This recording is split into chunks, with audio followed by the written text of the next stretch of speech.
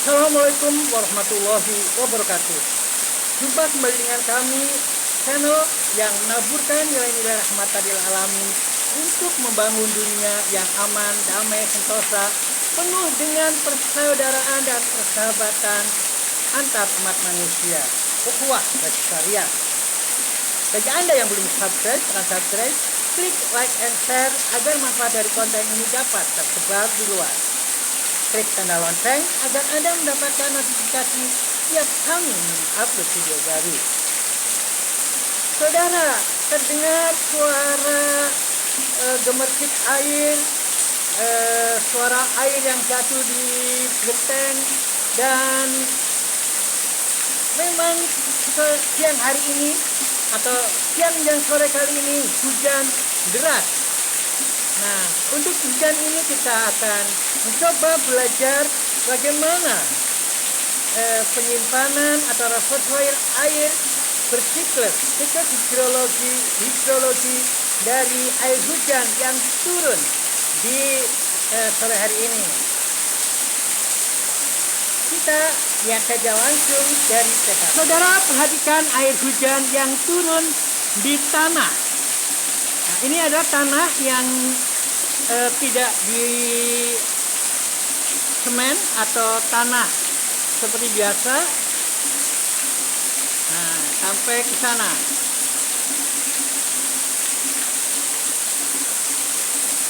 Bandingkanlah dengan yang turun di tanah yang di semen. Nah, untuk tanah yang di semen tidak ada genangan.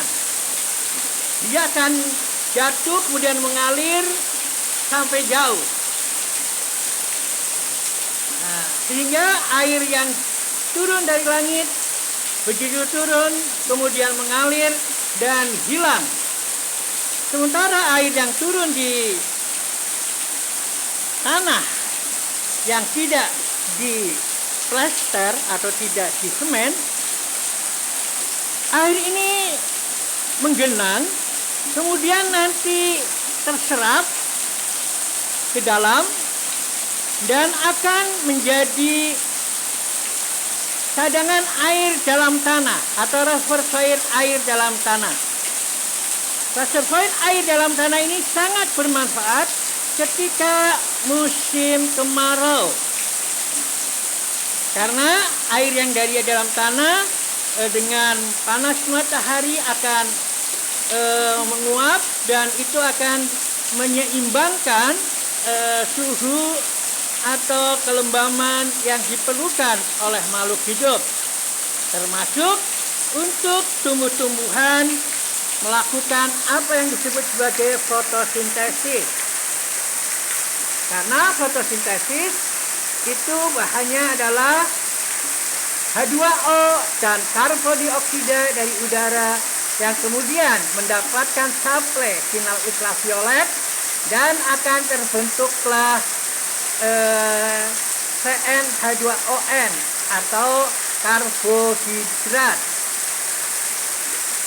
Jadi air yang ada di tanah yang disimpan mungkin di sela-sela akar dan sebagainya, ini juga akan menjadi cadangan makanan bagi manusia melalui proses fotosintesis.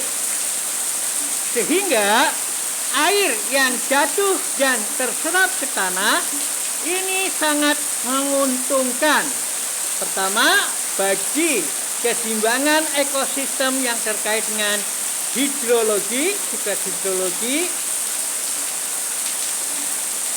suhu udara saat panas bisa melakukan keseimbangan dan juga menjadi bahan pangan, bahan pangan bagi umat manusia dan makhluk hidup lainnya melalui siklus fotosintesis.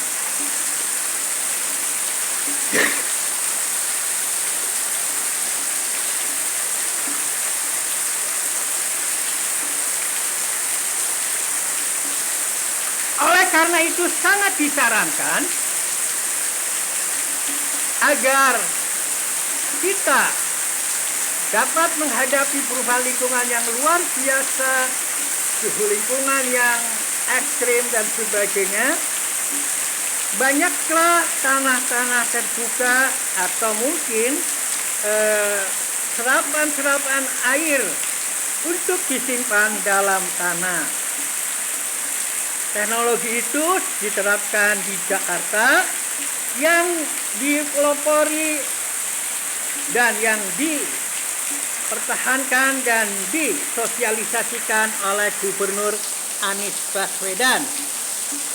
Anies Baswedan membangun Jakarta dengan konsep holistik, memperhatikan lingkungan, sehingga air, kesediaan air, keseimbangan lingkungan dapat dijaga melalui siklus hidrologi yang menyertai turunnya air dari langit.